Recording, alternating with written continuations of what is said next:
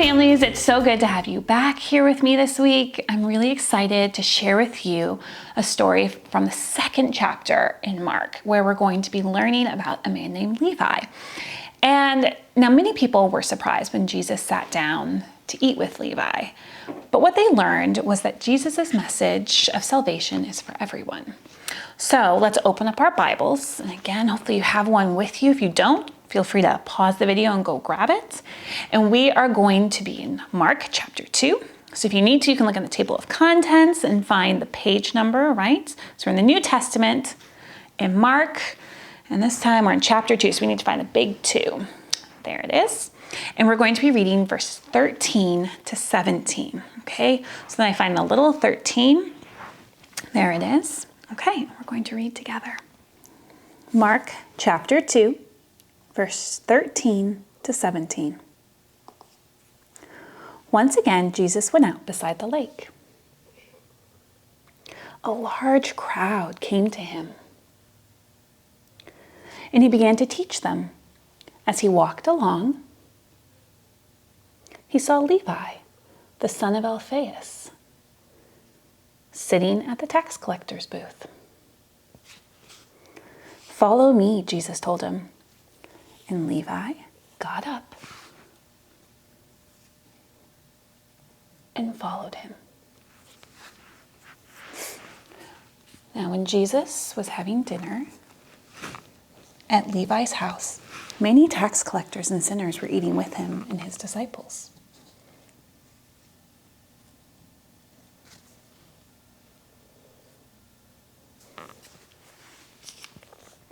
For there were many who followed him.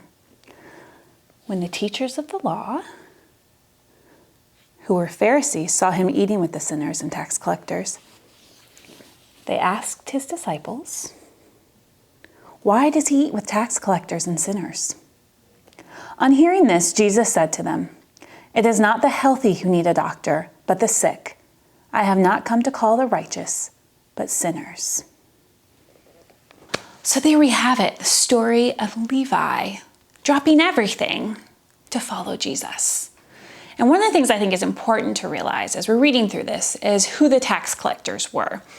I don't know if you've ever seen the movie Robin Hood, but if the tax collectors were in Robin Hood, they would be the sheriff of Nottingham, the guy who takes all the money from the poor, takes more than he should, and puts it in his own pocket to make himself rich. These were a lot of the tax collectors in Bible times. Nobody liked them, no one wanted to be their friend or around them, because they felt as if they were taking their money and stealing from them, which a lot of them were. So that's who the tax collectors were. And Jesus went to them and brought Levi along, called him to be one of his personal friends, right? To follow with him and to be with him.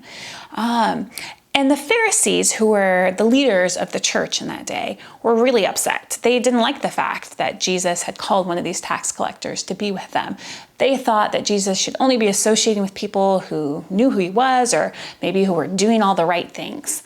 But what this teaches us is that the message of salvation, what Jesus himself says, is that he is not here for those who think they're all doing everything right. He's here for those who are sinners, who need, just like a doctor helps people who are sick, so Jesus is here to help us because we do bad things, right? We choose the wrong things, or we say unkind things.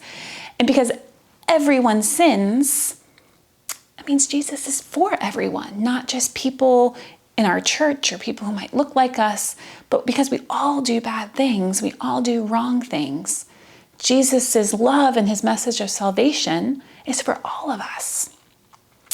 And there's just so much to wonder and so much to ponder and think about that maybe now is a good time to pause the video and to look through some of the questions on the following screen as a family. And I think that now would be a great time for that. So if you would like, go ahead and pause the video and take a few minutes to talk amongst yourselves.